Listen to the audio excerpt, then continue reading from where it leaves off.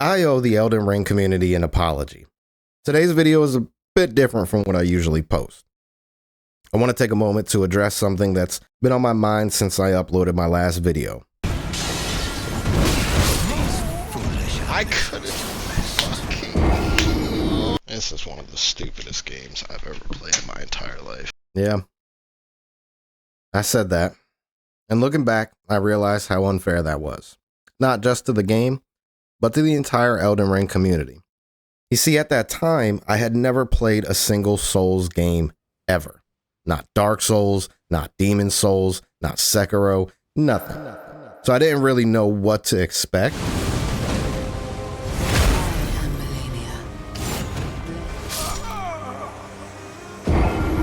Sure, I watched Kai and other content creators play some of Elden Ring, and I knew the reputation the games have for being more on the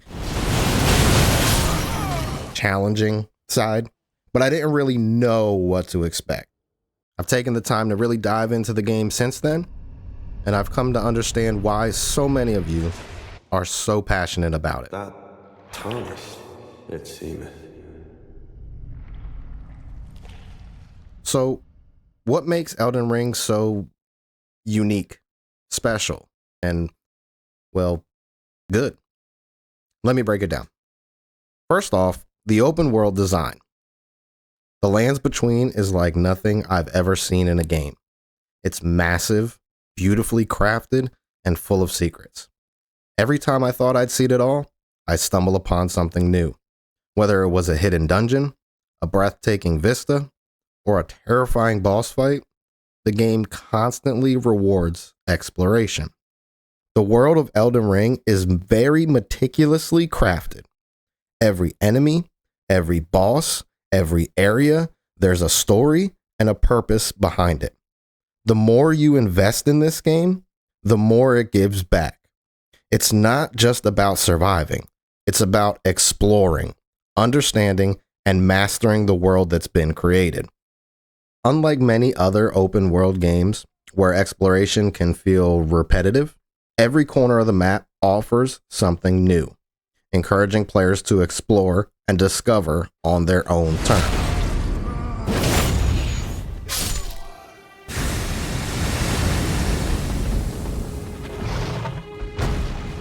The atmosphere and aesthetics are also top-notch. From hauntingly beautiful landscapes to terrifying enemies, the game's art style and music create an immersive experience that draws you in and keeps you hooked. And it's those little details that add to the game itself.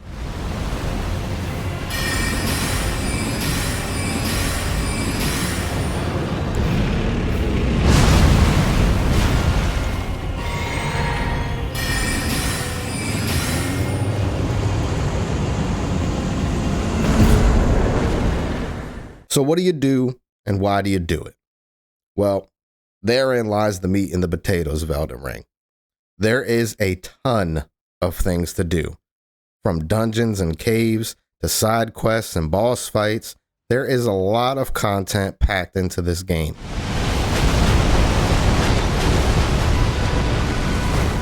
Some are multiple steps, We meet again. including boss fights and returning to previous areas.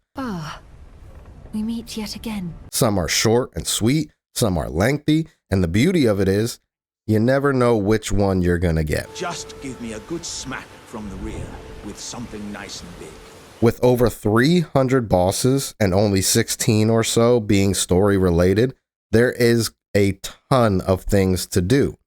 But why do them? Well, the progression system allows you to build your character however you want. Want to be an absolute tank with no magic? Do it. Want to be a little bitch boy standing way in the back, sending sorceries and incantations with scrawny arms? Do it. You can really build your character however you want to play. And that's what makes Elden Ring special. As fellow tarnished, we must each follow our own guidance, down whatever road takes us to the throne of Elden Lord. Then there's the freedom of play.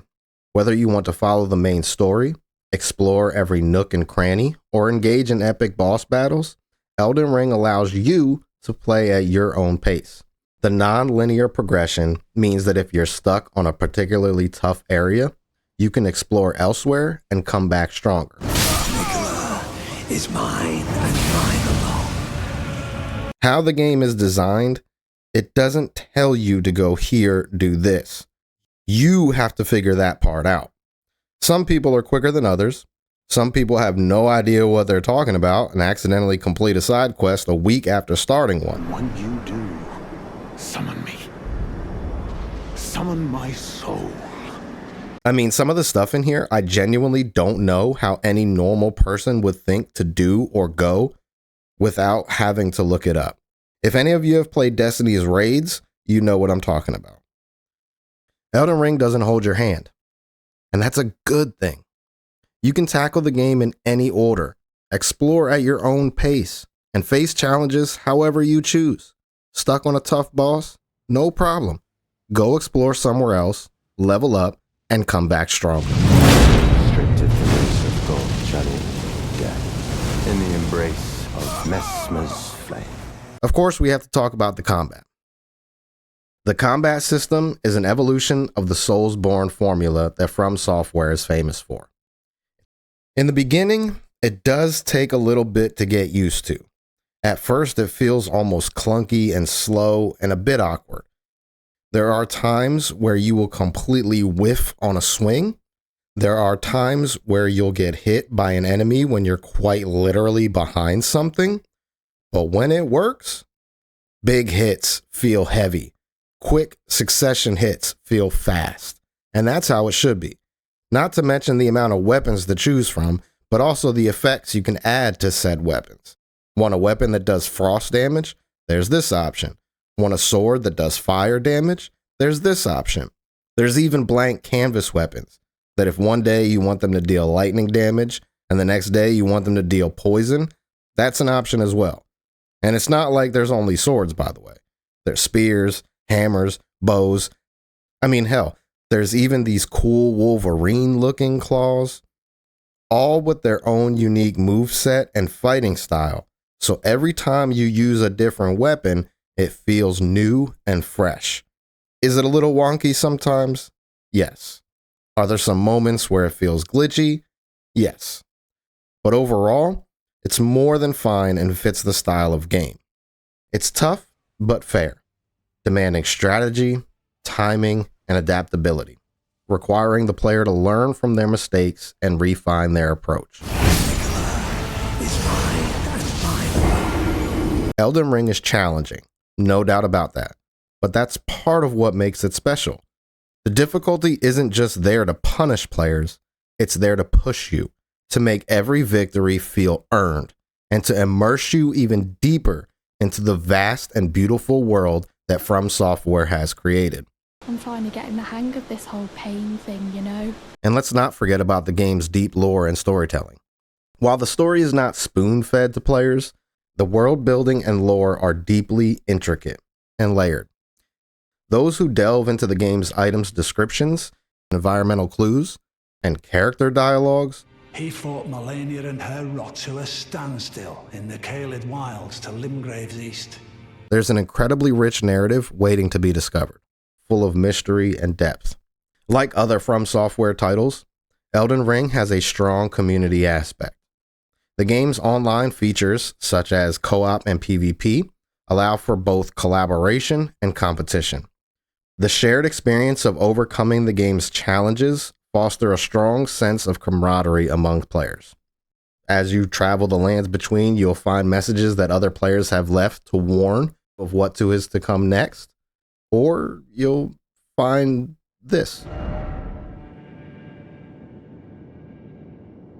to help ease the tension and frustration that you might have experienced along the way.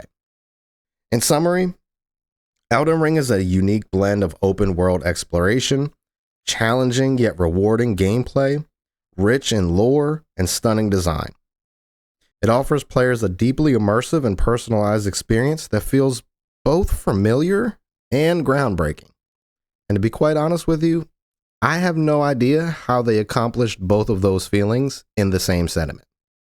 When I first played Elden Ring, I was admittingly a bit overwhelmed. I went in expecting a typical RPG experience, but From Software has created something that goes well beyond that. The game demands patience, strategy, and a willingness to learn from your mistakes. I didn't appreciate that at first. I was frustrated because I wasn't playing the game the way it was meant to be played. I've spent more time with the game since my previous video, and what I initially saw as unfair difficulty, I now see as a masterful design. You see, the real reason I think I called the game stupid is because I wanted instant gratification, and Elden Ring doesn't cater to that. That's kind of been the way we've been designed and molded over the years, especially with social media and everything like that. But this game requires you to slow down, to think, and to adapt. And I don't think I was ready for that. And instead of accepting that maybe I needed to change my approach, I lashed out at the game itself. But now, I get it. Elden Ring isn't stupid. It's brilliant. It's a game that respects its players enough to challenge them and to make them earn their progress. And when you do, the feeling of accomplishment is unmatched. I realize now that my frustration was a reflection of my own impatience and not so much the game's quality itself.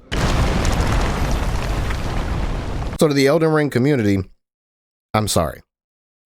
Elden Ring is more than just a game. It's an experience. It's a journey that challenges you, frustrates you, and ultimately rewards you in ways few other games can. I won't forget how it felt when I first came here, to the lands between. I'm glad I took the time to really get into it. I was wrong about this game, and I'm not afraid to admit it. I must be getting old. I didn't always worry so much. If you haven't played Elden Ring yet, or if you gave up on it like I almost did, I highly, strongly encourage you to give it another shot. It's tough, but it's worth it. If you enjoyed this video, please give it a thumbs up. And if you're new here, consider subscribing. I'd love to hear your thoughts in the comments below. What was your experience with Elden Ring? Let's talk about it.